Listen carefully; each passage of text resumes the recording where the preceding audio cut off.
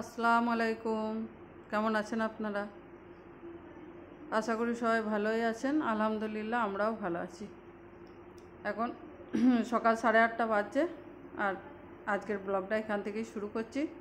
প্রথমে দেখেন সবজিপাতি বানিয়ে নেওয়া হয়ে গিয়েছে, যে সব কাটাকুটোগুলো খোসাগুলো এই যে ভরে ডাস্টবিনে ভরে দেবো।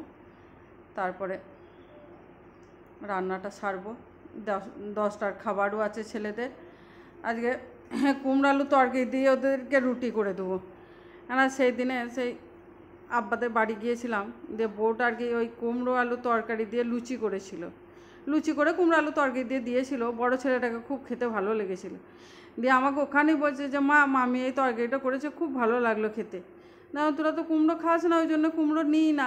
দিয়ে কুমড়ো এবারে নিলাম, ওই জন্যে দাঁড়ানো দেখি ওর মামির কাছে খেয়েছে, এইখানে খায় নাকি। ওই কুমড়ো আলু তরকারি করে দেবো আর রুটি করে দেবো। লুচি টুচি এত গরমে ওসব দেবো না, রুটিই করে দেবো প্লেন। দেখেন কুমড়ো তরকারিটা যে করবো, কিন্তু আদা রসুনের পেস্ট নেই। আর রাত্রে কাল ছিলে রেখে দিয়েছিলাম, ওইটা আগে বেটে নিই, তারপর কুমড়ো আলু তরকারিটা আগে করে নেবো, দিয়ে ওদেরকে রুটি করে দেবো। ওরা 10টায় খেয়ে নেবে, তারপরে বাকি রান্নাগুলো সারবো। মিক্সিতে একটু ওই লঙ্কা টঙ্কা দিয়ে সব একবারে পিষে নিই। থাকেও নুনটাও দিয়ে দিয়ে কদিনই থাকে, বেশি করেই পিষে নিই। আজকে অতটা পিষা হলো না, মানে অনেক দিনকার আদা আনা ছিল তো বাদ গেল প্রচুর। অল্পই হলো, 500 আদা আনা ছিল, প্রায় 250-র মতোই পেলাম। আর 250-র মতো নষ্ট হয়ে গিয়েছে দেখছি। মানে রোজার সময়কার আদা তোলা। দেখেন এগুলোটা ভরে দিই ফ্রিজে, আর একটু ওই মিক্সির খাপটাতেই রেখে দিলাম, ওইটাতেই কুমড়ো তরকারিটা হয়ে যাবে। মানে সকাল থেকে উঠে এই খাওয়া দাওয়া রান্না করা এই এক বিশাল ঝামেলা। মাথা খারাপ লাগে, মনে হয় চুপ করে বসে থেকে পারবো না কিছু করতে, যা বিরক্ত লাগে। আমি তো বলছি ছেলে দুটোকে যে তোরা আছিস বলে তাই, তাছাড়া আমিও হলে ওই মুড়ি ভিজিয়ে ভিজিয়ে খেয়ে নিতাম। এই বিরক্ত লাগছে, আর ভালো লাগছে না। এই এক গরম, তার উপরে আবার এই সকালবেলায় উঠে এই নানা ঝামেলা মাথায়, চারিদিক দিয়ে মনে হচ্ছে মাথা খারাপ হয়ে যাচ্ছে। আর এই ধরেন এসে রাত্রে পর্যন্ত কাজ করি, দিয়ে ঘুমে চোখকে দেখতে পাচ্ছি না। মানে মনে হচ্ছে যে উঠতেই পারবো না। 7টায় উঠছি, তাও মনে হচ্ছে যে উঠতে পারবো না, আর কিছুক্ষণ ঘুমাই। দাদা ছেলেদেরকে রুটিও করে দিলাম, আর একটু সুজি করে দিলাম। মিষ্টি আনা হয় না, বাজারও যাওয়া হচ্ছে না, সন্ধ্যা হয়ে যাচ্ছে। আর ছেলেদের পড়াশোনাও আছে, দিয়ে আর বাজার বেরোনো হচ্ছে না। ভাবলাম যে আজকে বেরোবো ভাবছি, তো দেখি কি করা যায়, সন্ধ্যার সময় বেরোনো যায় কি না। মানে সন্ধ্যা 7টা হয়ে যাচ্ছে, দিয়ে আর বেরোতে মন যাচ্ছে না।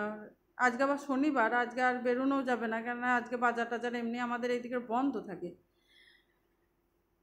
আজকে আর বেরোবো না, দেখবো কালকেই এনে দেবো মিষ্টি ফিষ্টি।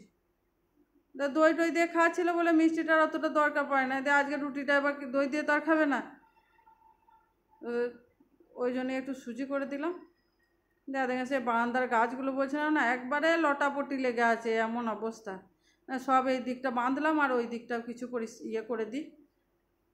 দেখেন একবারে লতা ঝুলছে, মানে 3-4 মাস এইদিকে তো আসা যাওয়া করি নাই শীতে। দেশে একবারে সব নিচেতে লতিয়ে পড়ে আছে ইয়েগুলো, মানি প্ল্যান্টের এই গাছগুলো। সেইগুলোকে সব ওই গ্রিলের ফাঁকে ফাঁকে ঢুকিয়ে দিচ্ছি। গ্রিল এখনও কাঁচ টাচ লাগানো হয় নাই, এমনি খোলাই থাকে বলে ধুলোটা খুব বেশি। আর আমার কাঁচ লাগানোর ইচ্ছাও নেই, যা আছে থাকুক, কেননা কাঁচ লাগালেই সে ঘরটা আবার দম ধরা হয়ে যাবে। এই সন্ধ্যার দিকে জানলা টানলা দরজা খুলে দিই, ঘরগুলো বেশ ঠান্ডা হয়ে যায়। না দেখেন একটু ওই নোংরা পড়লো সব, এটা একটু ঝাঁট ফাঁট দিয়ে দিই, দিয়ে পরিষ্কার করে দিই বারান্দাটা। তারপরে তো ঘর দৌড় তো মুছামুছি আছে সব পড়ে এগুলো। হ্যাঁ দেখেন ছেলে দুটো চান টান করা হয়ে গিয়েছে, আমি এখনও করি নাই। এই মেঝেটাতেই শুয়েছিলাম, মানে চান করি নাই বলে বিছানায় উঠি না, মেঝেটাতেই শুয়েছি। ছেলে দুটো এসে আমার মাথার ঘুরে এসে পড়েছিল। মানে শরীরটা আজকে বেশ ভালো করছে না, ঘুম লাগছে প্রচণ্ড, আর মাথা ঘুরছে। এই রোদের মানে তাপটা পেলাম, বারান্দায় গাছগুলো বাঁধছিলাম, রোদের তাপটা পেলাম, দিয়ে আরও শরীরটা খারাপ হয়ে গেল। যা কুটি দিয়ে এবার ঘর দোরগোটা মুছে নিই, আর চানটাও করে নিই। ছেলে দুটোকে একটু ফল টল দিয়ে যাই, খাক বসে বসে। 12:30 বাজছে এখন। তাড়াতাড়ি ঘর দোরগোটা মুছে নিই। আজকে ঘরগুলো মুছবো না, এই ঘরটা দেবো, আর বারান্দাটা আর রান্নাঘরটা, ডাইনিংটা রান্নাঘরটা, আর ওই বাকি দুটো ঘর আর সিঁড়িটা দুতলাকে যাই, এবার ওদেরকে দুটো ফল দিয়ে যায়, কটা আঙ্গুর আর এই 4টে খেজুর দিয়ে দিই, ওরা বসে বসে খাক আমার। তারপর আমি ঘর দূর কটা মুছে নিই, দিয়ে চানটা করে নিই। তারপর বড়োটা বলছে মা তরমুজ না, আমি বললাম না রে, তরমুজ তো কালকেই শেষ হয়ে গেল, এই 3.5 কেজির মতো এনেছিলাম, ওই একটু করে কেটে কেটে দিই খাই, স্কুলও নিয়ে যাচ্ছিলো 2 দিন। দাদা ভাতটাও ঠেকা দিয়ে দিয়েছি, রান্না আমার এদিকে সবই হয়ে গিয়েছে, ভাতটা ঠেকা দিয়েই শুয়েছিলাম, আমি ভাতের ঠেকাটা তুলে নেবো আর ঘর দৌড় কটা মুছে নেবো। আচ্ছা, ঘর দৌড় এদিকে সব পরিষ্কার করেও নিয়েছি। এই যে এবার দুপুরবেলা চান টান সব করা হয়ে গিয়েছে। আজকে দুপুরে মাছ খাবে না বাবুরা, রান্না বলে মাছ ভর্তা খাবো। জানি না আপনারা মাছ ভর্তা খান নাকি, কিন্তু আমরা খাই ওই কাগজি লেবু দিয়ে, কাঁচা পেঁয়াজ। মাছটাকে ওই ভাজা পাড়া করে ছাড়িয়ে নিলাম, দিয়ে আবার ভালো করে ভেজে নিলাম, দিয়ে ওইটাকেই লেবু আর পেঁয়াজ দিয়ে ছানলাম।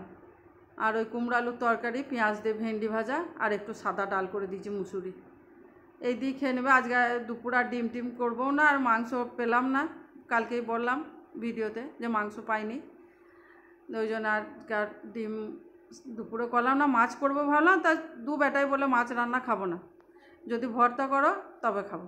আমি ঠিক আছে তাই ভর্তাই করে দিই, দিয়ে ওই 3 পিস মাছকে একবারে ভেজে করে ভর্তা করে দিলাম।